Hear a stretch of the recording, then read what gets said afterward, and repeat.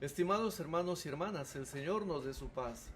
En este tercer domingo de Cuaresma, la liturgia nos presenta mistagógicamente el camino de la preparación de nuestro bautismo y, para aquellos que ya estamos bautizados, nos invita a tomar conciencia de lo que Dios ha hecho con nosotros, dándonos en Jesús la identidad de hijos de Dios y derramando su Espíritu sobre cada uno de nosotros.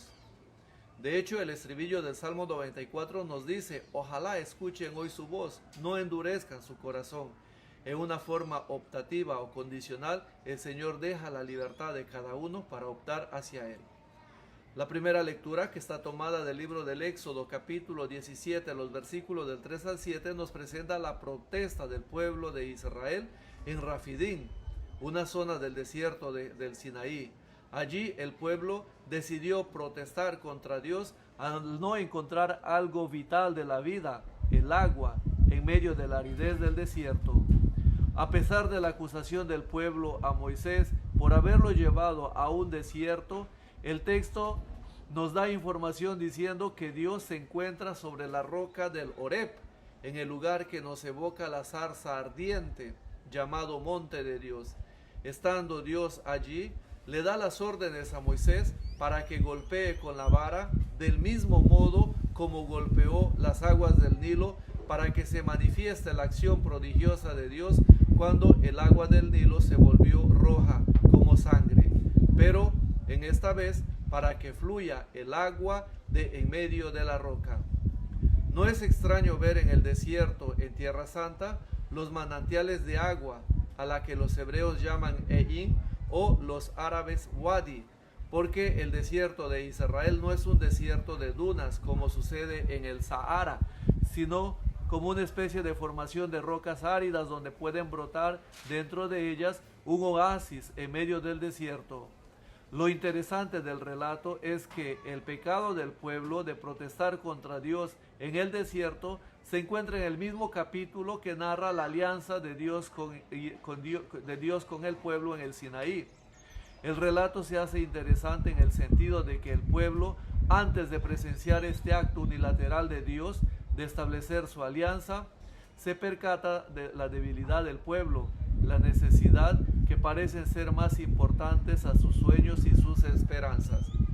En Meribá, el lugar de la acusación de Dios, el Señor quiere presentar un signo de su presencia en medio del pueblo que aspira por algo elemental para la vida, pero que a su vez le impide ver lo fundamental de su existencia como la opción fundamental hacia Dios.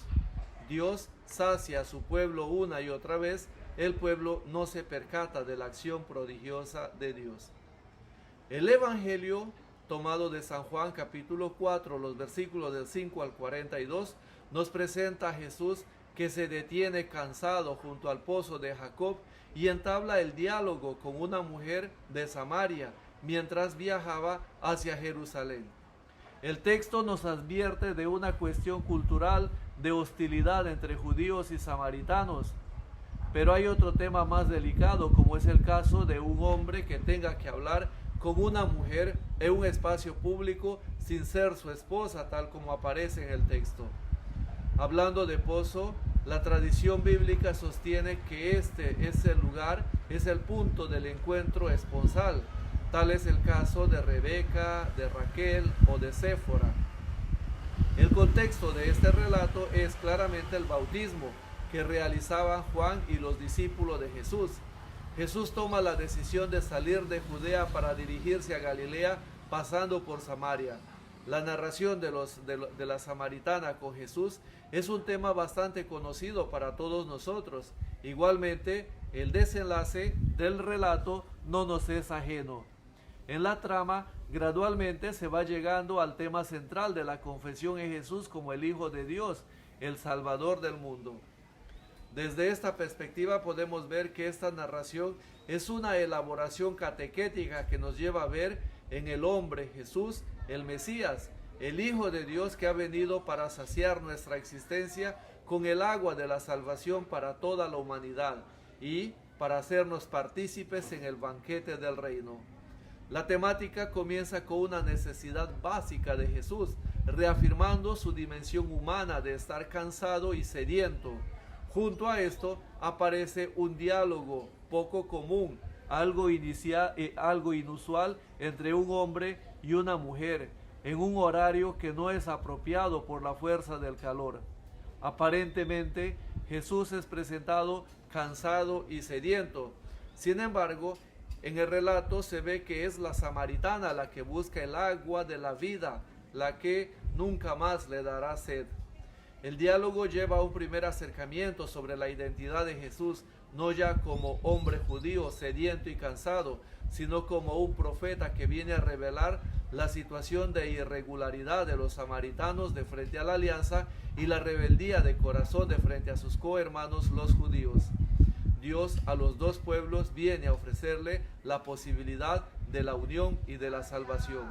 Finalmente, el desenlace se da a motivo de la oferta del agua viva en el pozo de Jacob, que termina en la profesión de fe de la samaritana en Jesús como el Mesías que es anunciado en espíritu y en verdad. Dios, como espíritu, se hace presente en el corazón de todos aquellos que, al igual que la samaritana, reconocen a Jesús como el Mesías, la verdad absoluta de Dios. Al final del relato aparece algo particular. Por una parte están los discípulos que llegan de comprar los alimentos y se sorprenden de su maestro, que habla con una mujer en un espacio público. Por otra parte, la mujer samaritana junto al pueblo de Samaria, que después de un diálogo deciden reconocerlo como el Mesías, el Hijo de Dios, el Salvador del mundo, y corre a anunciarlo. Es la invitación que nos hace a cada uno de nosotros, que después de un camino optamos por seguir a Jesús, reconocerlo como Salvador y anunciarlo a todo el mundo, que es Él quien puede saciar nuestra existencia con la esperanza de la salvación. Por eso la segunda lectura, que está tomada de la carta a los Romanos, capítulo 5, los versículos interrumpidos del 1 al 8, nos invita a reconocer que en la fe en Jesucristo nos lleva a tener la conciencia de ser justificados por Dios, en el sentido de que somos agraciados por haber recibido indignamente el misterio de la fe para comprender la locura del amor que es donación y nos invita a donar nuestra vida en favor de los necesitados. La gracia del Señor nos acompañe. Buen domingo, paz y bien.